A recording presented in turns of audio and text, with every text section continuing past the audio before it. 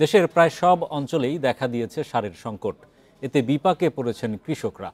সরকারের কাছে যা মজুত আছে তা চাহিদার তুলনায় কম। কৃষি সম্প্রসারণ অধিদপ্তরের দাবি, সরবরাহ ব্যবস্থায় ত্রুটি থাকলেও তেমন সংকট নেই। অন্তর্বর্তী সরকারকে বিব্রত করতে বিশেষ সিন্ডিকেট সার নিয়ে সমস্যা সৃষ্টি করছে বলে মনে করছেন সংশ্লিষ্টরা। দেশের উত্তরাঞ্চলের বেশিরভাগ জমিতে চাষ হচ্ছে আলু, সামনে বড় মৌসুম, কিন্তু সার সংকটে স্বস্তিতে নেই কৃষক। ডিসেম্বর থেকে মার্চ পর্যন্ত দেশে সারের চাহিদা সবচেয়ে বেশি। নওগাঁর কৃষকদের অভিযোগ, সরবরাহ কমার অজুহাতে সব ধরনের সারে বস্তা প্রতি ২৫০ টাকা পর্যন্ত দাম বাড়িয়েছেন ব্যবসায়ী ও ডিলাররা। এতে বেড়েছে খরচ, আবার বেশি টাকা দিয়েও সময় মতন মিলছে না সার। একই চিত্র রাজশাহী সহ অনেক জেলায়। এক দোকানে যাচ্ছে ১৪৫০ টাকা বস্তা, আর এক দোকানে হলো ১৫৩০ টাকা বস্তা। তো একই জিনিস, কথা সার পাচ্ছি না, তো সার দিব কোথায়? ইউরিয়ার দাম বেশি, ইউরিয়া দেবো না, ডিএপি দেয়, এই জন্য ডিএপিটার উপর সবার চাপ, এই জন্য ইউরিয়া না, ডিএপিটা শর্ট। আমদানির জন্য মূল্য পরিশোধে ব্যর্থ হওয়ায় বেশ কয়েকটি বিদেশি প্রতিষ্ঠান সার সরবরাহ করেনি বলে অর্থ মন্ত্রণালয়কে জানিয়েছে কৃষি মন্ত্রণালয়। তবে সংশ্লিষ্টরা বলছেন, কিছু অসাধু কর্মকর্তা যোগসাজকে সুযোগ নিচ্ছে সিন্ডিকেট, যার দোষ পড়ছে ডিলার ও অন্যান্য ব্যবসায়ীদের ঘাড়ে। সিন্ডিকেশন থাকতে পারে, অথবা অন্য কোনো কারসাজি থাকতে পারে, যেটা সাপ্লাই চেনকে যথাযথভাবে পর্যবেক্ষণ তদারকি করার প্রয়োজন আছে। এখানে কঠোর আইনের প্রয়োগেরও প্রয়োজন হতে পারে। কেউ যদি সিন্ডিকেশন করে, বিশেষ ক্ষমতা আইন আছে, ভোক্তা অধিকার আইন আছে, এগুলো প্রয়োগ করে কৃষকের কাছে সারটা পৌঁছায় দিতে হবে এবং সঠিক মূল্যে। শুধু পৌঁছালেই হবে না, সারের মূল্যটাও যেন যথাযথ থাকে। তবে কৃষি সম্প্রসারণ অধিদপ্তর বলছে, কিছু এলাকায় সমস্যা হলেও সামগ্রিকভাবে সারের ঘাটতি নেই। সিন্ডিকেটের কারসাজি রোধে কাজ চলছে। অদৃশ্য সিন্ডিকেট কাজ করছে, এটা আসলে চিহ্নিত করা একটু কঠিন। তবে মনিটরিং যদি আমরা জোরদার করতে পারি, আমাদের সত্যিকারের কৃষকদের হাতে যদি আমরা সারটা পৌঁছাতে পারি যে আসলে কৃষিকাজটা করে, এবং এটা আমরা আমাদের উপজেলা পর্যায়ের, জেলা পর্যায়ের কর্মকর্তাদেরকে নির্দেশ দিয়েছি। দেশের রাসায়নিক সারের ৭০% বেশি ব্যবহৃত হয় বোরো ও রবি মৌসুমে। সময় মতো সার না পেলে খাদ্য সংকটের শঙ্কা থাকবে বলে আশঙ্কা বিশেষজ্ঞদের। Shahid Ahmed, independent news, Dhaka. রমজানে পণ্যের সরবরাহ স্বাভাবিক থাকবে বলে আশ্বাস দিয়েছে ভোক্তা অধিকার সংরক্ষণ অধিদপ্তর। এছাড়া দাম সহনীয় রাখতে পর্যাপ্ত বাজার মনিটরিং করা হবে বলেও জানানো হয়। বৃহস্পতিবার বিকেলে রাজধানীর কারওয়ান বাজারের টিসিবি ভবনে ভোক্তা অধিদপ্তরের কার্যালয়ে ব্যবসায়ীদের সাথে এক মত বিনিময় সভায় এসব কথা জানানো হয়। তবে এখনও বাজারে খেজুর, মশলা ও ভোজ্য তেলের ঘাটতি আছে বলেও জানান ভোক্তা অধিদপ্তরের মহাপরিচালক। তিনি আরও বলেন, বিভিন্ন সময় চোরাই পথে দেশের বাইরে থেকে পণ্য সরবরাহ করে অসাধু ব্যবসায়ীরা। এতে দেশের বাজারে পণ্যের দাম অস্থিতিশীল হয়ে ওঠে। তবে এবার এক্ষেত্রে কঠোর পদক্ষেপ নেওয়া হবে বলে হুঁশিয়ারি দিয়েছে ভোক্তা অধিদপ্তর।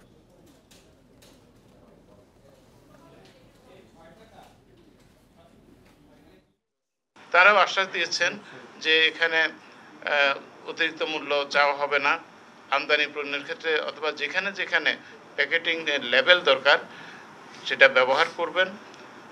আপনার চোরাই পথে বা অন্য পথে যে সমস্ত পণ্য এসে বাজারকে অস্থিতিশীল করে, সেগুলো তারা করবেন না, এবং তারা সবাই বাজারকে একটা সুন্দর, সহনীয় এবং উৎসবমুখর পরিবেশে রাখার আশ্বাস দিয়েছেন। দেশে বেকারি ও বেভারেজ পণ্যের ওপর করের চাপ প্রতিবেশী দেশগুলোর তুলনায় কয়েক গুণ। এরপরও নতুন করে আবারও কর হার বাড়ানোতে এসব শিল্পে নেতিবাচক প্রভাব পড়বে বলে দাবি উদ্যোক্তাদের। বৃহস্পতিবার রাজধানীর আগারগাঁওয়ে এনবিআর চেয়ারম্যানের সঙ্গে বৈঠকে বাজেটের আগেই বর্ধিত কর প্রত্যাহারের দাবি জানান ব্যবসায়ীরা। জানুয়ারি মাসে দেশের শতাধিক পণ্য ও সেবায় ভ্যাট সম্পূরক শুল্ক বাড়ায় এনবিআর। এতে বিস্কুট, কেক, সসের মতো অনেক খাদ্যপণ্যে 10 ভাগ ভ্যাট বাড়ে, ফলের জুসে সম্পূরক শুল্ক বাড়ে 5 ভাগ এবং ফ্লেভার্ড ও ইলেকট্রোলাইট ড্রিঙ্কসে 15 ভাগ শুল্ক ভার বাড়ে। প্রক্রিয়াজাত খাদ্যপণ্যে বাড়তি করহারের চাপে বিক্রি কমে যাওয়ার আশঙ্কা করছেন শিল্প সংশ্লিষ্টরা। জাতীয় রাজস্ব বোর্ডের চেয়ারম্যানের সঙ্গে বৈঠকে উদ্বেগ প্রকাশ করেন তারা। আমাদের ফিনিশ প্রোডাক্টের উপরে যখন ট্যাক্স বাড়ে, যে কোনো ট্যাক্স যখন গভর্নমেন্ট করে, অটোমেটিকলি দাম বাড়বে। দাম বাড়লে ভোক্তা ক্ষতিগ্রস্ত হলে আমাদের সেল কমে যায়। সেল কমে গেলে আমরা ট্যাক্স কম দিতে বাধ্য হই এবং শ্রমিক ছাঁটাই করতে বাধ্য হই, এটা আলটিমেটলি টোটাল ইকোনমির উপর এফেক্ট করে। মানুষের আয়ের সঙ্গে দেশে প্রক্রিয়াজাত খাবারের বাজার বাড়ছে, তবে এখনও মাথাপিছু ভোগের পরিমাণ প্রতিবেশী দেশগুলোর তুলনায় কম বলছেন ব্যবসায়ীরা। পার ক্যাপিটা কনজাম্পশনের দিক দিয়ে বাংলাদেশের কনজাম্পশন প্রতিবেশী রাষ্ট্রগুলোর তুলনায় কম। এইটা কম হওয়ার মুখ্য কারণ হলো আমাদের ট্যাক্সের পরিমাণ বেশি। আমরা মনে করি আমাদের বেভারেজের ট্যাক্সের পরিমাণ বেশি, আমাদের জুসের ট্যাক্সের পরিমাণ ভারতের তুলনায় 3 গুণ, থাইল্যান্ডের তুলনায় 3 গুণ। যেটা খুবই খারাপ লাগে, যারা ব্যাট দিচ্ছে তাদের উপরে বেশি চাপাচাপি করে, যারা ব্যাট দিচ্ছে না তাদের কাছেও এরা কেন যায় না, এটা ঠিক যায় না এরকম না, ওরা আন্ডারগ্রাউন্ডে কোনো একটা করে। এদিকে বর্ধিত ভ্যাট ও শুল্ক প্রত্যাহারের দাবিতে আগামী সোমবার রাজস্ব ভবনের সামনে অবস্থান কর্মসূচির ঘোষণা দিলেও এনবিআর চেয়ারম্যানের আহ্বানে তা স্থগিত করেছেন ব্যবসায়ীরা। Hari Saha, independent news, Dhaka. তৃতীয় দফা সময় বাড়িয়েও কাঙ্ক্ষিত আয়কর রিটার্ন আদায় করতে পারছে না জাতীয় রাজস্ব বোর্ড এনবিআর। সঙ্গে যুক্ত হয়েছে অনলাইনে রিটার্ন জমার সার্ভারের নানা জটিলতা। 31 জানুয়ারি পর্যন্ত সারা দেশে 36,87,067 জন করদাতা রিটার্ন জমা দিয়েছেন। এর মধ্যে ই রিটার্ন দাখিল করেছেন 13,18,241 জন। আগের বছরের একই সময় 36,62,081 জন রিটার্ন জমা দিয়েছিলেন। অনলাইনে রিটার্ন জমা দিতে গিয়ে বিভিন্ন ধরনের সমস্যায় পড়ছেন বলে অভিযোগ করদাতাদের। এর মধ্যে সার্ভারের অতিরিক্ত চাপ, সংশোধনী রিটার্নের সুযোগ না থাকা, রেজিস্ট্রেশনে সমস্যা, ডাটা ইনপুটে জটিলতা সহ নানা সমস্যার কথা জানিয়েছেন তারা।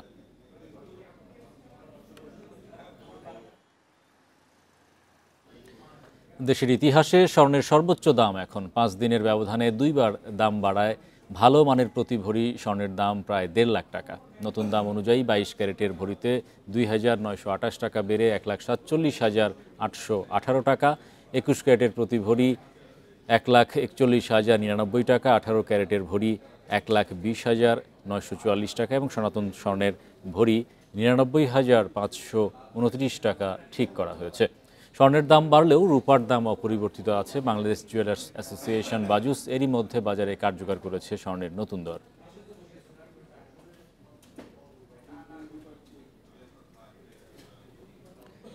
দুর্বল ব্যাংকগুলোর তারল্য সংকট কাটাতে গেল নভেম্বরে 22,500 কোটি টাকা দেয় বাংলাদেশ ব্যাংক। মূল্যস্ফীতি নিয়ন্ত্রণে এই অর্থ বাজার থেকে তোলার কথা থাকলেও গেল 2.5 মাসে এর 83 ভাগই উঠে আসেনি। কেন্দ্রীয় ব্যাংক বলছে বিলে আগ্রহ কম বাণিজ্যিক ব্যাংকগুলোর। দ্রুত এ অর্থ বাজার থেকে তুলতে না পারলে মূল্যস্ফীতি নিয়ন্ত্রণ কঠিন হবে বলে মত বিশ্লেষকদের। দীর্ঘদিন ধরে তারল্য সংকটে গ্রাহকের টাকা ফেরতে ব্যর্থ হয় কয়েকটি দুর্বল ব্যাংক। গেল বছরের নভেম্বরে ব্যাংকগুলোর আমানতকারীর টাকা ফেরত দিতে নতুন করে 22,500 কোটি টাকা ছাপায় কেন্দ্রীয় ব্যাংক। তবে মূল্যস্ফীতি যাতে না বাড়ে বাংলাদেশ ব্যাংক বিলের মাধ্যমে এ টাকা তোলার উদ্যোগ নেয় নিয়ন্ত্রক সংস্থা। কেন্দ্রীয় ব্যাংক এ পর্যন্ত 12টি নিলামের মাধ্যমে বাজার থেকে 3,758 কোটি টাকা তুলে নেয়, যা মোট অর্থের মাত্র 17%। কেন্দ্রীয় ব্যাংকের দাবি, বাজারে এই মুহূর্তে নগদ টাকার সরবরাহ কম, তাই মূল্যস্ফীতি তেমন বাড়বে না। আমরা বিবি বন্ডের মাধ্যমে আমরা এগুলো এনেছি এবং সেগুলোর ক্ষেত্রে হয়তোবা একটু স্লো যাচ্ছে, কারণ সে বাজারের অবস্থা বুঝেই কিন্তু তারল্যটা আনতে হয়। তারল্যটা এটা আমরা একসাথে দিয়ে প্রথম সপ্তাহে দিয়ে পরের সপ্তাহে তুলে আনাটা এটা কিন্তু মার্কেটে আরও চাপ তৈরি করে। টাকা পেয়ে খানিকটা উন্নতি হয়েছে দুর্বল ব্যাংকগুলোর। গ্রাহকরা অর্থ তুলতে পারছেন আগের চেয়ে বেশি। তবে বিশ্লেষকরা বলছেন, ঘোষণা অনুযায়ী টাকা তুলতে না পারলে প্রভাব পড়বে মূল্যস্ফীতিতে। বাংলাদেশ ব্যাংকের ধারণা ছিল যে আমি যদি বিল বন্ড এগুলো ছেড়ে যে টাকাটা মপ আপ করে নিতে পারি, তাহলে তো এটা আলটিমেটলি কম্পেনসেট হয়ে যাবে বা মোটামুটি কাটাকাটি হয়ে এক জায়গায় একটা স্টেবল পজিশন আসবে। তো সেই কাজটা সম্ভবত হয় নাই। মানে সারপ্লাস ব্যাংক এই অবস্থায় বাংলাদেশ ব্যাংক থেকে আর বিল বন্ড পারচেস করে নেই। তাহলে কি বাংলাদেশ ব্যাংকের থেকে সেন্ট্রাল ব্যাংক বা সেন্ট্রাল ব্যাংক রিটার্নটা ঠিকমতো দেয়নি, তাদেরকে অফার করে নেই। বিশ্লেষকরা বলছেন, ব্যাংক খাতে আমানতের গতি কমে যাওয়ায় নিয়মিত বিল ও বন্ডের নিলামের বাইরে বাংলাদেশ ব্যাংক বিলে আগ্রহ কম দেখাচ্ছে ব্যাংকগুলো। Shafil Alam Sujan, independent news, Dhaka. সিলেট ওসমানী বিমানবন্দরে বিপুল পরিমাণ স্বর্ণের বার সহ 2 জনকে আটক করেছে জাতীয় গোয়েন্দা সংস্থা এনএসআই ও শুল্ক গোয়েন্দা। আটকরা হলেন মৌলভীবাজারের সৈয়দ আহমদ ও সিলেটের আফতাব উদ্দিন। তারা চার্জার লাইট, ফ্যান ও থাই গ্লাসের লকের ভেতরে এসব স্বর্ণ নিয়ে আসেন। সকাল 8:30টায় শারজা থেকে আসা বাংলাদেশ বিমানের একটি ফ্লাইটে তাদের লাগেজ তল্লাশি করে 17.5 কেজি স্বর্ণ জব্দ করা হয়, যার আনুমানিক বাজার মূল্য প্রায় 21 কোটি টাকা। ফ্যান এবং লাইট সেটিকে ভেঙে ওটার মধ্যে থেকে এই গোল্ড বারগুলো উদ্ধার করা হয়েছে এবং এই গোল্ড বারগুলো এটা তারা কিছুটা চেঞ্জ করে মডিফাই করে এটাগুলো নিয়ে এসেছে। এটি বার হিসাবে ছিল না, কিন্তু এটাকে প্লেট করে নিয়ে এসেছে। সেন্ট মার্টিনের পর্যটন নীতিমালা প্রায় চূড়ান্ত। পর্যটন কর্পোরেশনকে সঙ্গে নিয়ে কাজ করছে পরিবেশ অধিদপ্তর। এতে নিষিদ্ধ হচ্ছে ছেড়াদিয়া দ্বীপে পর্যটন। ফেব্রুয়ারিতে স্থানীয়দের নিয়ে দ্বীপ জুড়ে চলবে প্লাস্টিক ও পলিথিন মুক্তকরণ। পর্যটন নির্ভরদের জন্য রাখা হয়েছে বিকল্প আয়ের ব্যবস্থাও। সেন্ট মার্টিন থেকে এখনও মুছে যায়নি ঘূর্ণিঝড় চিত্রাংয়ের ক্ষত। সবচেয়ে বেশি ক্ষতি উত্তর পূর্বের ডেলিপাড়ায়। অভিযোগ, করোনার সময় ঢিলেঢালা নজরদারির সুযোগে সৈকতের প্রবাল কেটে হয়েছে আবাসিক হোটেল, উজাড় হয়েছে কেয়াবন। আইনের পরোয়া না করেই গড়ে উঠেছে কয়েকশো কটেজ। তার উপর প্রাকৃতিক সৌন্দর্যের কারণে বাড়ছে পর্যটকের চাপ। গলাচিপা থেকে সৈকত ধরে ছেড়াদিয়ায় যেতে চলছে 3 হুইলার, মোটরসাইকেল। পরিবেশ সংরক্ষিত এলাকায় এই যথেচ্ছ আচরণে ধ্বংসের মুখে জীববৈচিত্র্য। ছেড়া দ্বীপটাকে কি করে ট্যুরিস্টদের অনিয়ন্ত্রিত প্রবেশ থেকে আটকানো যায়, সেজন্য কোনো কিছু করা যায় কিনা ওখানে সীমানার মতন, সেটা একটা থাকছে। সকাল 8টা থেকে রাত 8টা আমরা কোস্টগার্ডের পাহারার ব্যবস্থা করেছি, কিন্তু ওই যে যারা জাহাজ মালিক এবং হোটেলের মালিক তারা তো পর্যটকদেরকে ওইটা বলেই প্যাকেজ বলে যে আমরা নিয়ে যাব। মার্চ থেকে আগামী সেপ্টেম্বরের মধ্যে আমরা চিন্তা করে ফেলবো সেন্ট মার্টিনে আমরা কি কাজ এলাও করব, কি কাজ এলাও করব না। প্রায় 8 কিলোমিটারে এই প্রবাল দ্বীপে অক্টোবর থেকে ফেব্রুয়ারি পর্যন্ত থাকে ভ্রমণের অনুমতি। দিনে গড়ে পর্যটক আসেন 8 থেকে 10,000। তবে এবার তা নিয়ন্ত্রণ করেছে সরকার। ফেব্রুয়ারিতে হয়েছে ভ্রমণ নিষেধাজ্ঞা। এতে স্থানীয়রা যেন ক্ষতির মুখে না পড়েন তাই নেওয়া হচ্ছে কর্মসংস্থানের উদ্যোগও। স্থানীয় 200 ভলান্টিয়ারও ইনভলভ করতে পারেন, সেটাও কিন্তু একটা কর্মসংস্থান হবে, যে তারা এই জিনিসগুলো কালেক্ট করে আমাদেরকে দেবে। তারা একটা ভলান্টিয়ার সার্ভিস দিলেও আমরা একটা টোকেন কিছু তাদেরকে দেব। ট্যুরিজম মন্ত্রণালয়ের সাথে কথা হয়েছে যে তারা সেন্ট মার্টিনে ট্যুরিজমের উপর নির্ভরশীল জনগোষ্ঠীকে অল্টারনেটিভ লাইভলিহুড ট্রেনিং দেবে। স্বচ্ছ নীল পানির নিচে বর্ণিল মাছ আর বিস্তীর্ণ প্রবাল প্রাচীরই সেন্ট মার্টিনের বৈশিষ্ট্য। এখানে একসময় 100 প্রজাতির প্রবাল থাকলেও এখন নেমে এসেছে অর্ধেকে। কমেছে পরিযায়ী পাখি ও সামুদ্রিক কচ্ছপের আনাগোনা। এ অবস্থায় আন্তর্জাতিক ওশান সায়েন্স জার্নালের গবেষণা বলছে পর্যটন নিয়ন্ত্রণ করা না গেলে 2045 সাল নাগাদ প্রবাল শূন্য হয়ে যেতে পারে সেন্ট মার্টিন।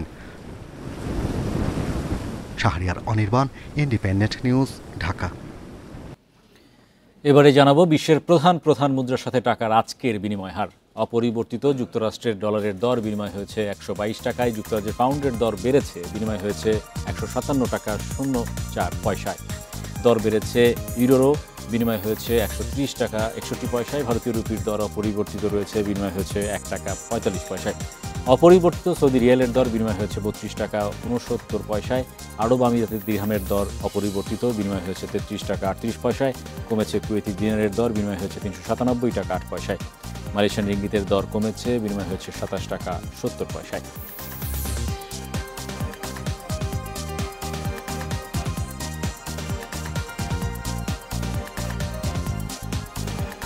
এই ছিল আজকের অর্থনীতি সারাদিনে। আমন্ত্রণ আমাদের পরের আয়োজনে।